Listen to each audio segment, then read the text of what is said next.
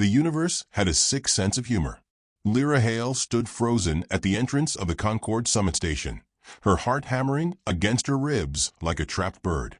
Through the massive observation windows, the Trithian rift blazed in terrifying beauty, a cosmic storm of plasma and lightning that could swallow entire planets. Turquoise fire danced across its surface, casting ghostly shadows through the corridors. She was 26 years old, a junior linguistics officer from a small town on Earth, the kind of person who got nervous ordering coffee in front of strangers. And somehow, impossibly, she had just been chosen as humanity's representative in the most dangerous diplomatic mission in galactic history. Her assignment was simple on paper, catastrophic in reality: make a stone giant laugh. The Vekari were not like other species. They stood 12 feet tall, their bodies carved from living obsidian that cracked and reformed with every movement. Their eyes burned amber like molten lava. Their voices rumbled like earthquakes. In 3,000 years of recorded history, the Vekari had laughed exactly twice.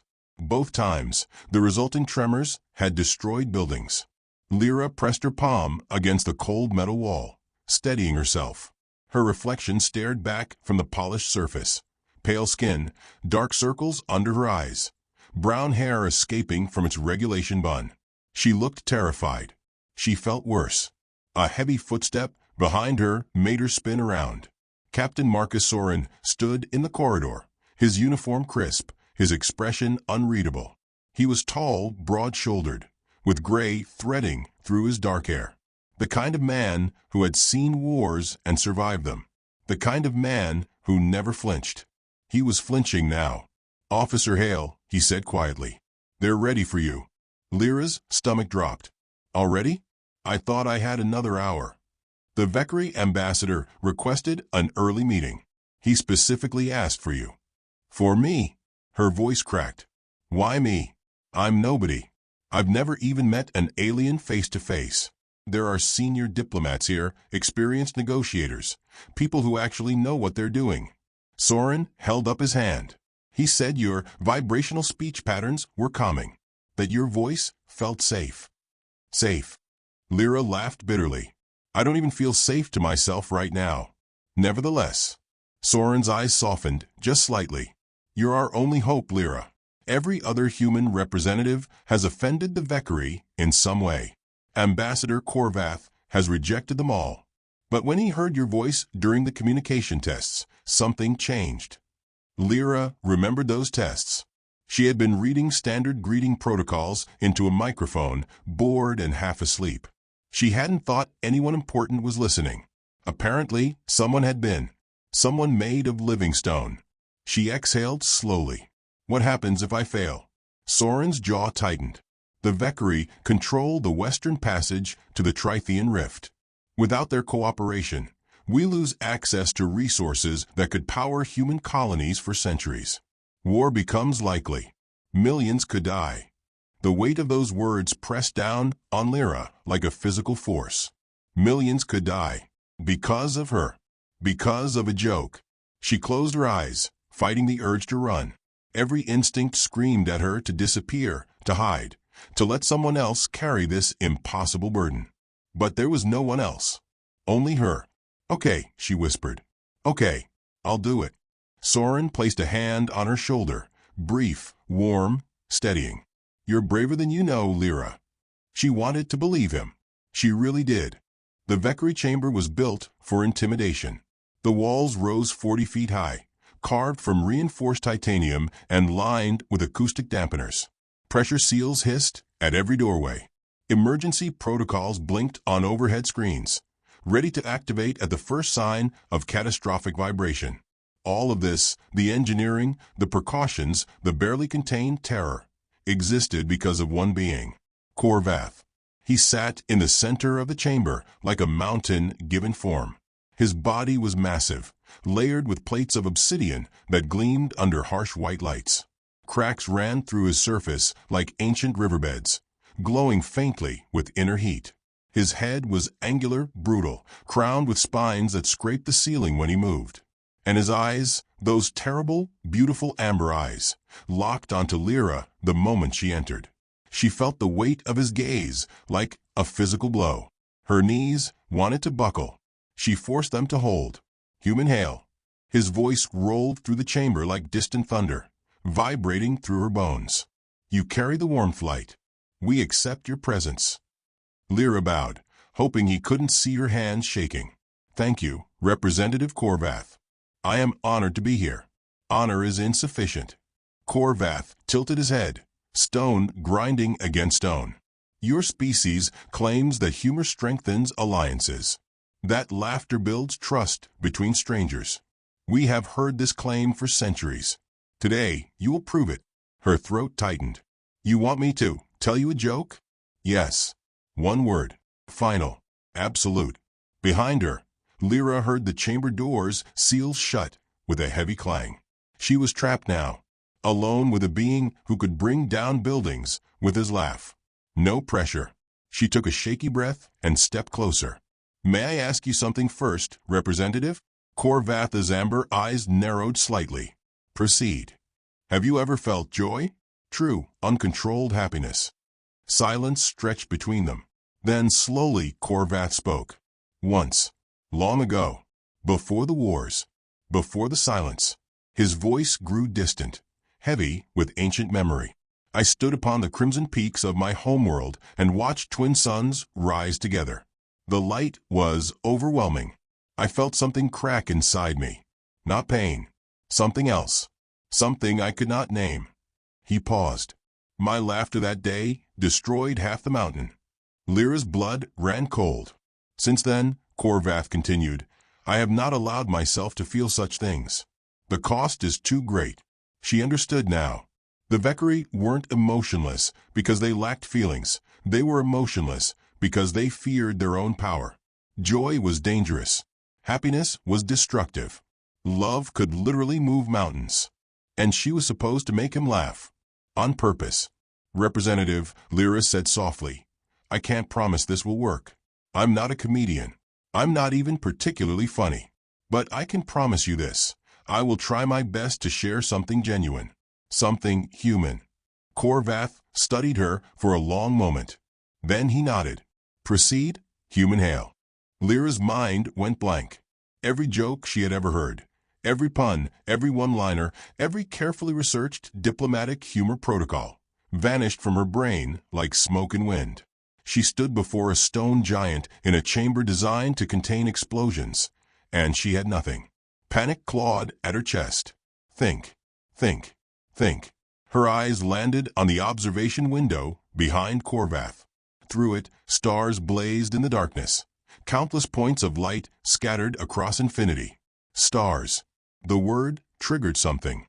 A memory. Her father, sitting on the porch of their farmhouse on Earth, pointing up at the night sky. Her as a child, barely 6 years old, laughing at his terrible jokes. "Daddy, why are the stars so pretty?" "Because they're showing off, sweetheart. They can't help it. They shine too much." Lyra felt tears prick her eyes. She hadn't thought about that night in years. But now, standing in the depths of space, facing an impossible task, her father's silly words came flooding back. She looked up at Korvath, and she began. "Representative, can I tell you about stars?" His amber eyes flickered with curiosity. "Proceed." "Where I come from," Lyra said, her voice soft but steady. "Children play a game called hide and seek. One person closes their eyes while others hide. Then they search for each other." Korvath listened without moving. "My father used to joke about stars playing that game." Lyra smiled faintly at the memory. He would say, "Do you know why stars are terrible at hide and seek?" She paused, letting the moment breathe. "Because no matter how hard they try to hide, they always get caught. They shine too much." Silence. Long, heavy, endless silence. Lyra's heart stopped. She had failed. The joke was too simple, too human, too. A sound began. Low at first. Barely audible. Like stones shifting deep underground. Then, louder. The floor beneath Lyra's feet began to vibrate. She looked up at Korvath and gasped. His massive chest was expanding. His obsidian plates were shifting, grinding, cracking at the edges. His amber eyes had gone wide, blazing with something she had never seen in any alien species. Wonder. Pure, childlike wonder. And then he laughed. The sound was unlike anything Lyra had ever heard. It started as a rumble, deep, primal, ancient, and grew into a roar that shook the entire chamber. The walls trembled. The lights flickered. The acoustic dampeners screamed warnings as they struggled to contain the impossible noise. Korvath threw his head back, arms wrapped around his torso, as wave after wave of laughter tore through him. "The stars," he boomed. "They shine too much." The chamber shook like an earthquake had struck. Ceiling panels broke loose and crashed to the floor. The observation window cracked in a spiderweb pattern. Emergency alarms blared. And still Korvath laughed. His secondary shell plates, the protective layer beneath his obsidian armor, began to crack and splinter. Shards of stone flew in all directions. Lyra threw her arms over her head, terrified. "KLRRVTH," she screamed. "You have to stop." But he couldn't stop. The laughter had taken control. Centuries of suppressed emotion erupted all at once. Joy, wonder, delight, flooding through his massive body with unstoppable force. He collapsed to one knee, still laughing, as his armor cracked and reformed and cracked again. The entire station shook. 3 levels away, delegates from 7 species felt the tremor and froze in terror. In the command center, Captain Soren watched readouts spike into the red zone and whispered a prayer he hadn't spoken since childhood. And in the chamber, Lyra Hale made a decision. She ran forward, not away from the danger, toward it. She placed her small human hands on Korvath's massive arm. The stone was hot, almost burning, and she began to speak. "Listen to my voice," she said, forcing calm into her tone. "Follow my rhythm. Breathe with me. In, out, in, out." Korvath's laughter hitched. "Think about the stars," Lyra continued. "Not hiding, not shining, just existing. Quiet, peaceful, eternal." His breathing began to slow. In, out, in, out. The tremors softened. The alarm stopped screaming. Korvath's body settled, the cracks in his armor sealing themselves with faint clicks. When he finally opened his eyes, he looked down at Lyra with an expression she would never forget. Gratitude, awe, and something else. Respect. "Human Hale," he whispered, his voice raw. "You have done the impossible." Lyra's legs gave out. She collapsed to her knees, shaking violently. "I almost killed you," she gasped. "I almost destroyed the station." "No." Korvath reached down and lifted her gently, so gently, back to her feet. "You set something free inside me. Something I buried long ago." He touched his chest, where the cracks still glowed faintly. "Joy," he said. "You gave me joy."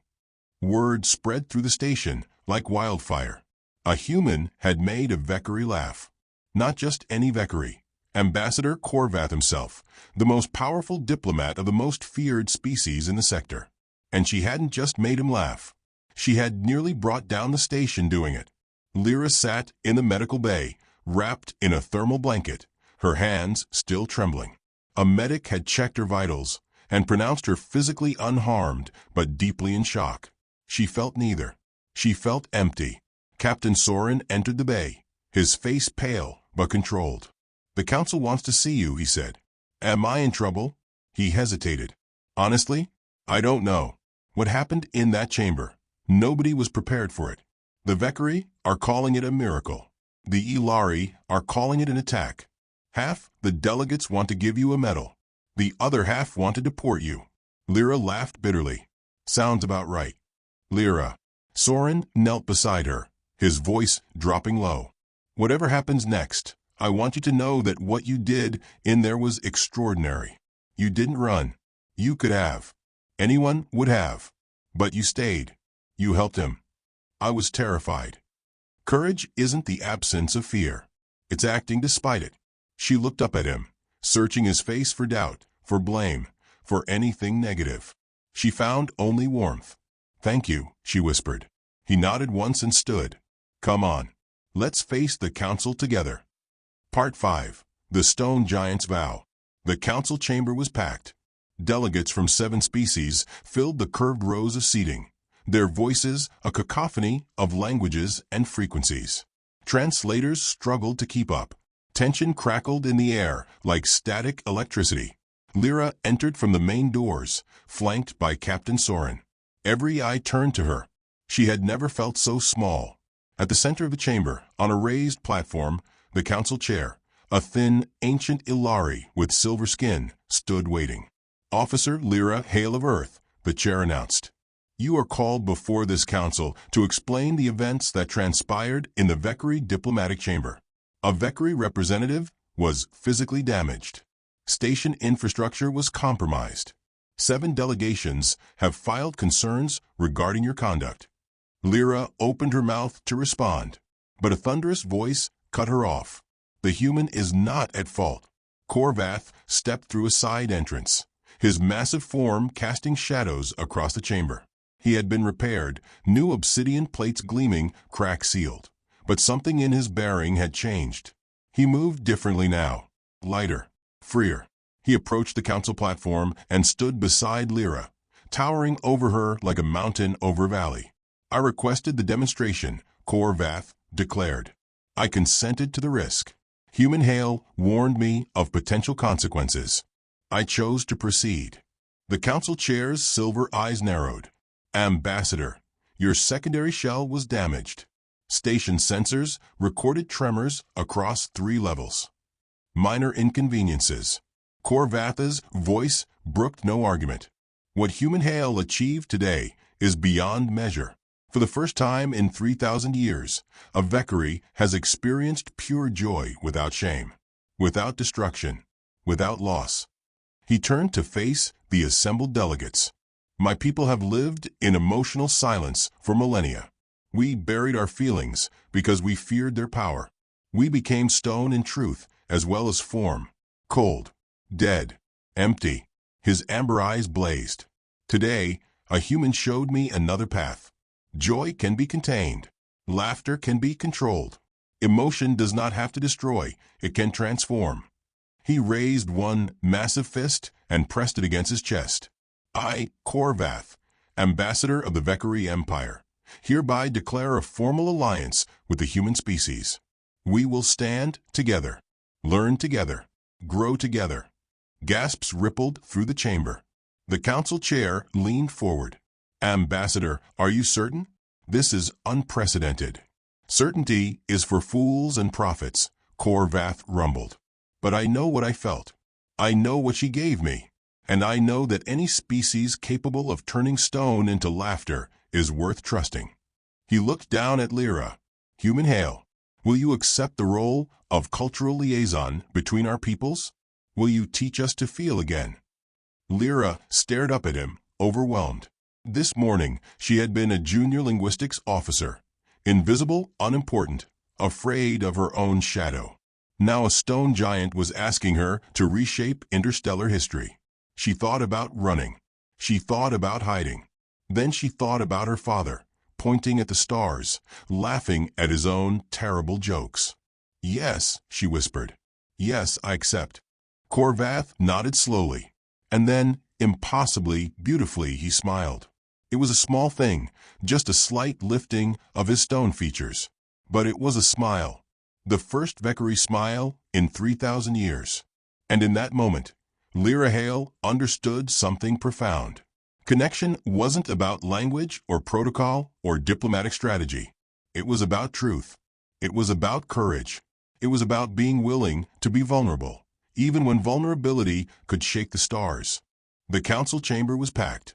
Delegates from 7 species filled the curved rows of seating, their voices a cacophony of languages and frequencies. Translators struggled to keep up. Tension crackled in the air like static electricity.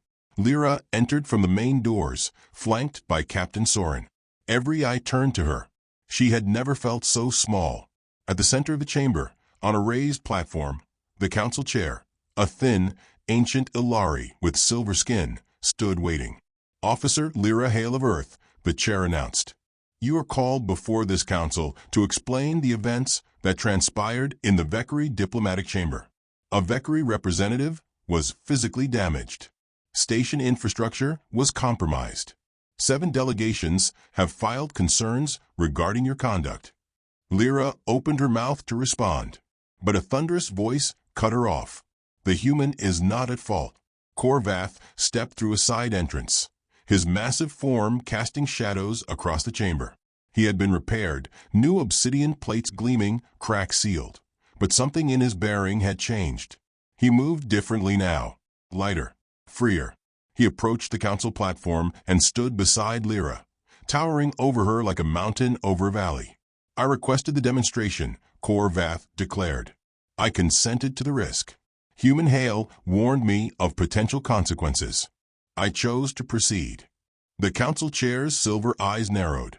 Ambassador, your secondary shell was damaged. Station sensors recorded tremors across 3 levels. Minor inconveniences. Corvath's voice brooked no argument. What human hail achieved today is beyond measure. For the first time in 3,000 years, a Vekari has experienced pure joy without shame, without destruction, without loss. He turned to face the assembled delegates. My people have lived in emotional silence for millennia. We buried our feelings because we feared their power. We became stone in truth as well as form, cold, dead, empty. His amber eyes blazed. Today, a human showed me another path. Joy can be contained. Laughter can be controlled. Emotion does not have to destroy, it can transform. He raised one massive fist and pressed it against his chest. I, Corvath, ambassador of the Vekari Empire, hereby declare a formal alliance with the human species. We will stand together, learn together, grow together. Gasps rippled through the chamber. The council chair leaned forward. Ambassador, are you certain? This is unprecedented. Certainty is for fools and prophets, Corvath rumbled. But I know what I felt. I know what she gave me. And I know that any species capable of turning stone into laughter is worth trusting. He looked down at Lyra. Human hail, will you accept the role of cultural liaison between our peoples? Will you teach us to feel again? Lyra stared up at him, overwhelmed. This morning, she had been a junior linguistics officer, invisible, unimportant, afraid of her own shadow. Now a stone giant was asking her to reshape interstellar history. She thought about running. She thought about hiding.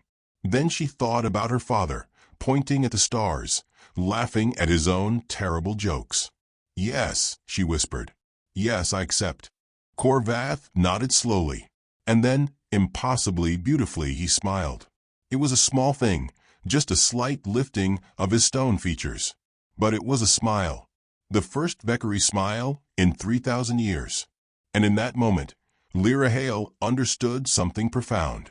Connection wasn't about language or protocol or diplomatic strategy. It was about truth. It was about courage.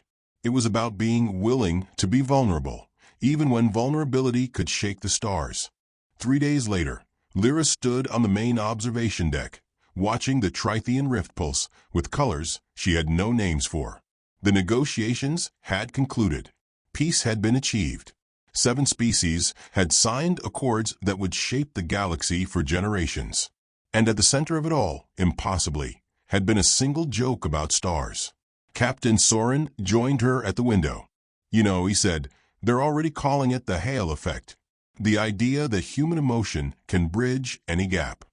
Lyra smiled faintly. That's ridiculous. Is it? He raised an eyebrow. You made a stone giant laugh. You brought a dying culture back to life. You proved that connection matters more than power. I just told a bad joke. You told the right joke to the right being at the right moment. Soren shook his head. That's not luck, Lyra. That's gift. Before she could respond, a familiar rumble shook the deck. Corvath approached, moving with that new lightness that still surprised her. Human hail, he said. I have something to show you. He led her to a smaller observation port, one that faced directly into the heart of the rift. Watch, he said.